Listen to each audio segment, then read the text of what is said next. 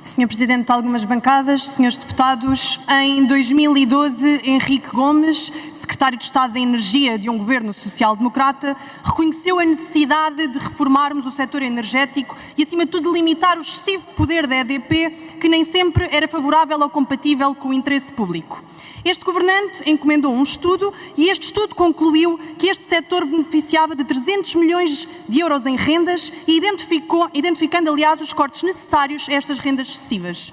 Henrique Gomes estava interessado em segui-las, mas viu-se impedido de falar publicamente sobre este assunto, acabando mesmo por se afastar do cargo governativo que desempenhava.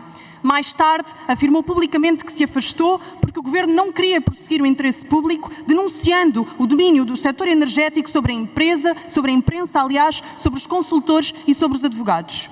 Mas que teias é que são estas que envolvem PS e PSD? Como é que é possível rastreá-las e conhecê-las se não criamos mecanismos de transparência e empurramos estas atividades para os almoços entre amigos e para as chamadas na calada da noite? Trouxe este exemplo que, somando a muitos exemplos atuais, recentes, que envolvem ex-governantes aqui sentados, também envolvidos com o setor da energia, para que percebam que PS e PSD estão viciados nestas teias e é tempo de novos partidos sem vícios terem mais preponderância na nossa democracia. Mas trago um segundo exemplo. As empresas tecnológicas têm hoje o poder de influenciar os cidadãos e as democracias e, por exemplo, nas redes sociais, determinam qual é a voz que os decisores políticos podem ter, quer seja amplificada ou censurada mediante os seus critérios e normas de comunidade. Estas empresas investem 113 milhões de euros por ano em lobby em Bruxelas para influenciar a política digital europeia, com a Meta, a empresa detentora do Facebook e Instagram, a liderar.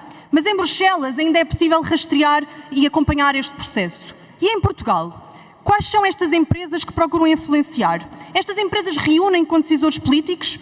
Não sabemos e não temos como saber. E por isto, quando esta semana vemos a conta do líder do terceiro maior partido português, André Ventura, ser cancelada e banida do Facebook, é possível questionar. Afinal, há promiscuidade entre o poder político e as empresas detentoras das redes sociais? Estas são questões que o cidadão comum tem e não tem como responder. Senhores deputados, as instituições querem-se independentes e os poderes separados, e isto é basilar para uma democracia. Mas sabemos que a democracia está desacreditada, bem como as suas instituições, quando 93% dos portugueses consideram que a corrupção é prática comum no nosso país. E por isto temos que credibilizar as instituições, começando por credibilizar este debate, onde há uma mistura de conceitos propositada. Sabemos que regulamentar o lobby não acaba com a corrupção toda de uma vez, mas a verdade é que aperta a malha e traz mais transparência e possibilidade de escrutínio, garantindo maior acesso, equidade e transparência nos processos de tomada de decisão. Reparem que vivemos uma crise política em que temos um governo que se demitiu por suspeitas de tráfico de influência, com o chefe de gabinete e o melhor amigo do primeiro-ministro contratados por empresas para influenciar as decisões do governo. Mas o Presidente da República também está envolvido num caso de suspeita de favorecimento em resposta a um pedido do próprio filho.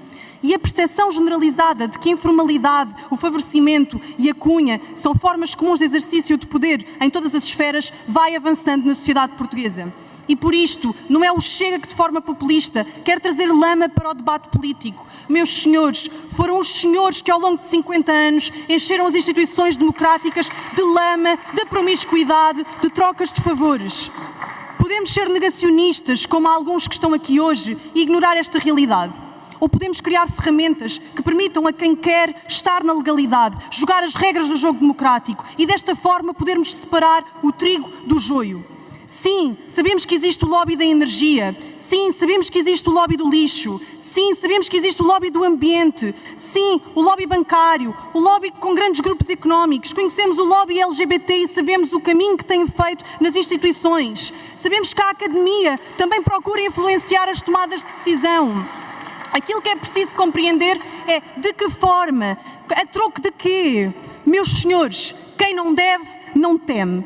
Aquilo que é preciso fazer é criar uma plataforma de transparência e é o que o Chega pede aqui hoje. Ofereçam caminhos alternativos, caminhos de credibilidade, caminhos que devolvam a confiança às instituições e, acima de tudo, caminhos que restaurem a fé dos portugueses na nossa democracia. Obrigada.